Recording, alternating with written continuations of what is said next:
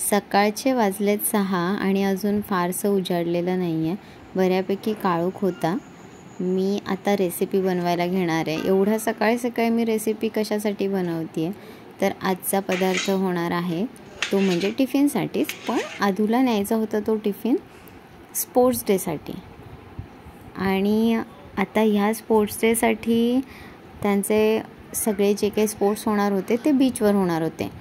अलिबागला बीच आहे, आम्ही अलिबागला राहतो, त्यामुळे तिचा स्पोर्ट्स डे बीचवर होतो.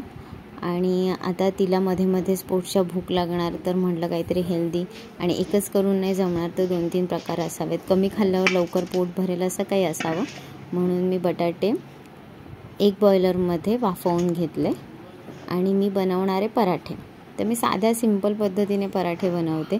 गव्हाचं पीठ घेते आहे, थोडं जास्तच घेते आहे, कारण की कसं भूक लागेल तिला, त्यामुळे मी. आणि आता कसं होतं, स्पोर्ट्स डे म्हणल्यानंतर 1-2 तास मागे पुढे दिलेल्या टायमापेक्षा होऊ शकतो, त्यामुळे मी जास्तच बनवणार आहे. थोडेसे रोल करून घेणार आहे त्याचे. ओवा टाकते आहे, त्यामध्ये मीठ टाकते आहे चवीनुसार, आणि बस आता पीठ मळून घ्यायचं. आता मी पीठ मळता तुम्हाला तिच्या स्पोर्ट्स डेच्या काही आठवणी सांगते. गेल्या वर्षीची गोष्ट आहे, म्हणजे 2024ची. त्या दिवशी स्पोर्ट्स डे होता. त्या दिवशी त्यांच्या क्लासमध्ये नर्सरी, प्ले ग्रुप, त्यानंतर ज्युनियर KG, सिनियर KG अशा सर्वांचे स्पोर्ट्स डे होते. आणि बीचवरती रनिंग, जम्पिंग, बॉल जम्पिंग, अजून काय भरपूर होतं त्यांचं. आणि ह्या सगळ्या स्पोर्ट्समध्ये आधूने पार्टिसिपेट केलेलं. आणि गंमत म्हणजे ती सगळ्या स्पोर्ट्समध्ये पहिली होती आलेली. तर छान होतं तिचं ते फर्स्ट एक्सपिरियन्स होता आणि तिला जाम भारी वाटत होतं ते. भरपूर वेळ थांबलो होतो आम्ही तिथे सगळ्यांचं बघेपर्यंत वगैरे. नंतर मग स्पोर्ट्स डे संपला, आम्ही घरी आलो आणि ती म्हणत होती मला प्राइजच नाही दिलं. पण त्यांचं प्राइज डिस्ट्रीब्युशन नंतर झालं होतं, तर कधीतरी मी त्याच्या मस्तपैकी व्हिडिओ टाकेन वेळ मिळेल तेव्हा मला. आणि आता आपण बोलूयात, पित्त म्हणून झालं आहे. भाजी बनवण्यासाठी मी लसूण आणि जिरं सोबत कुटलं. लसूण आणि जिरं सोबत कुटलं ना की त्याचा एक वास येतो ना, तो मला प्रचंड आवडतो. बटाटा उकडलेला आहे, त्याच्या साली काढून घेते आहे. सकाळी सकाळी मजा येते माहिती आहे का काम करायला. एक भीषण शांतता असते, अजिबात आवाज नसतो, आधू मध्ये मध्ये करत नाही, त्यामुळे खूप छान वाटत होतं मला शूट करायला सुद्धा.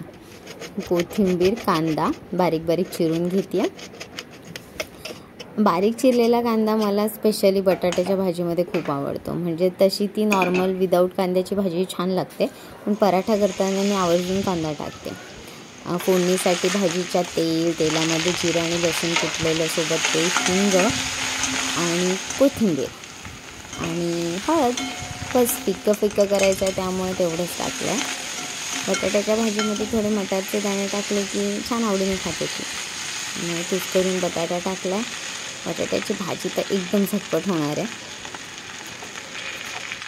मला माझे दिवस आठवले. आमचाही स्पोर्ट्स डे बीचवरच असायचा आणि त्यामध्ये ना म्हणजे बटाट्याची भाजी, ट्रीप, वर्षा सहल किंवा ज्या आपल्या सहली असतात शाळेच्या, या सगळ्यांचं एक वेगळंच कनेक्शन आहे. पुरी आणि बटाट्याची भाजी, चपाती आणि बटाट्याची भाजी.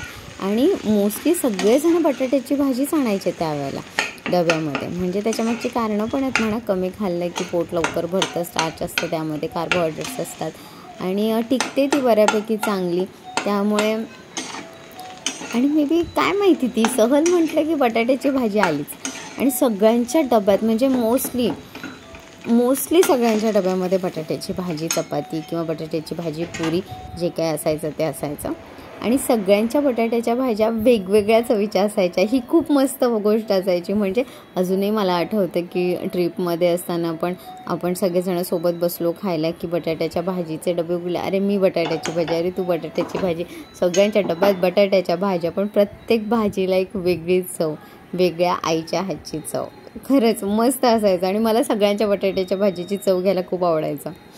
चला तर मग सिंपल साधी फिकी बटाट्याची भाजी तर तयार आहे. थंड करून घेतली आहे आणि तिचे असे इक्वल साईजचे मी 4 गोळे करून घेतलेत आणि आता ह्या चपातीमध्ये मी तो गोळा भरणार आहे. आणि असे गोळे करून घेतले ना आधीच की ते सोपं होतं, म्हणजे हातही भरत नाही आणि इक्वल क्वांटिटीमध्ये आणि सेम साईजचे ते पराठे बनतात आणि फिलिंग पण खूप छान भरलं जाते, नाही तर कमी जास्त फिलिंग होते. आणि मला या बटाट्याच्या पराठ्यामध्ये ना असं खूप सारा बटाटा आणि खूप कमी प्रमाणात चपातीचं पीठ असेल तर मला जास्त आवडतं. आदूलाही फिलिंग खूप असलेले पराठे खूप छान वाटतात खायला. पराठा करणं हे माझं खूप फेवरेट काम आहे, म्हणजे मला आवडतो पराठा करायला खूप. खायला आवडतोच पण बनवायला पण खूप जास्त आवडतो. असे पटापट मी 4च पराठे होते ते पटकन करून घेतले.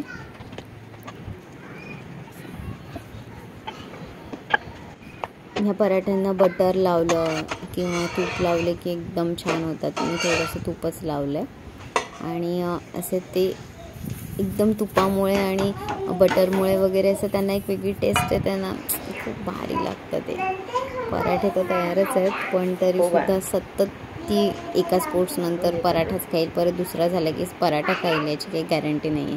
कारण की थोडाफार पराठा खाईल म्हणून मम्मा बोर झालं, दुसरं काहीतरी ट्राय करायचं का, मग पुन्हा ती तेवढ्या वेळामध्ये खाणार. कारण एकच टिफिन स्कूलचा एकच टाईम असेल तर एकच पदार्थ ओके असतो, पण आता भरपूर वेळासाठी जायचं आहे म्हणून मी थोडे बटाट्याचे पराठे घेतलेत आणि रोल करून पीनट बटर चपातीसुद्धा घेतली आहे.